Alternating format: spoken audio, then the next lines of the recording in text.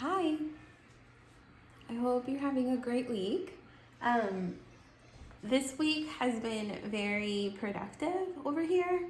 I finished a set of 5 greeting cards. So these are the samples that I created. There's some cute raccoon inspired ones because ever since I've lived in Tennessee, I've become obsessed with raccoons. I learned that they are the official wild animal of Tennessee, and ever since I found that out, I'm pretty much obsessed with raccoons. They're my official favorite animal, so you'll see a lot of raccoon themed items and illustrations. And then I've worked with some hand lettering. Some of it is hand painted.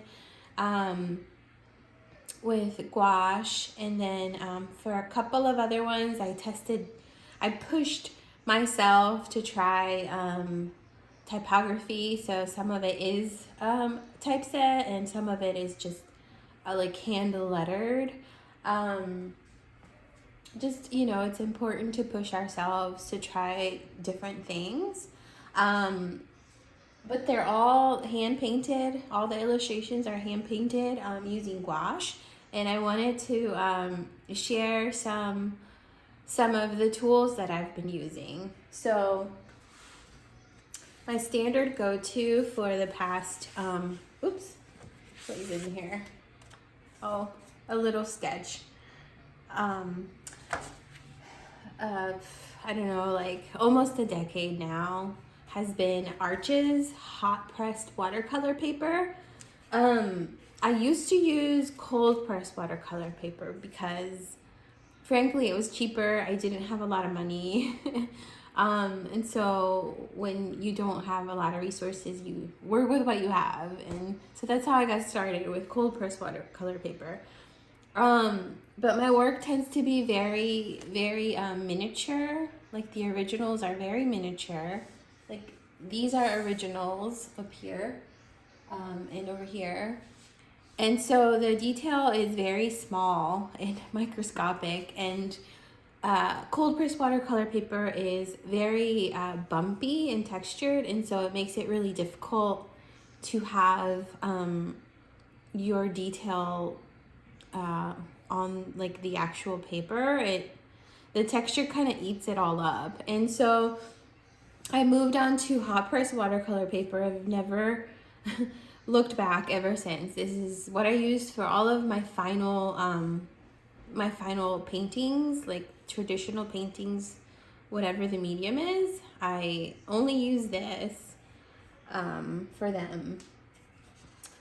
And that's what I used for all of this greeting card collection. So I originally painted all of them here with this paper, and I mixed some of the Carandage gouache cakes. I call them cakes. I think that's what they're called. But anyways, what they are is just these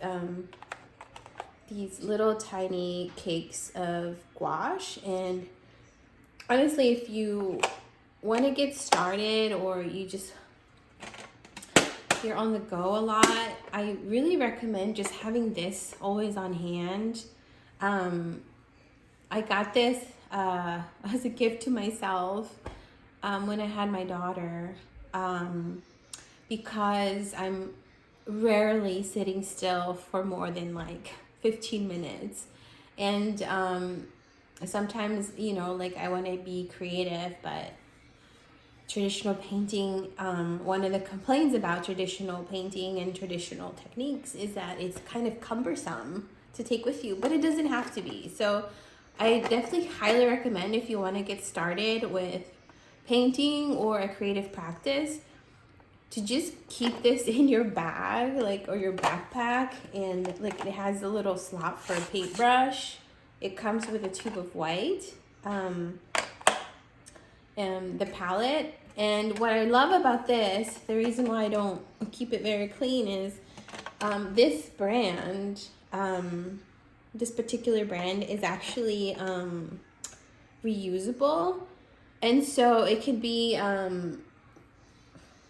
if you just wet these old swatches with a wet brush, you can continue to use these same colors. They just don't dry. So it's highly economical. Like, you can, I've had this now for 4 years and you can barely like tell. And I use it all the time in all of my work. But it takes so little paint that you can just stretch it, like stretching $1.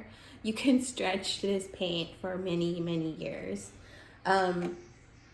This is what I use. One tip though is, if for your final work, you need to spray fix it with an archival fixative, because water will reactivate your work. So you don't want it to dissolve if it gets moisture or humidity. So remember to always use a fixative once you're all finished, so it preserves your work. Anywho, so this is what I've been using for part of my work. For other parts, when I have like more time in the evening,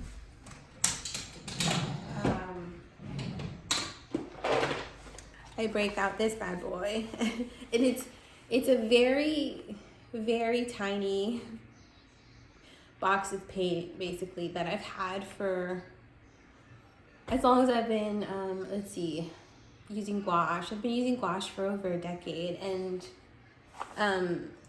because it's so tiny, like, it just doesn't take up a lot of space.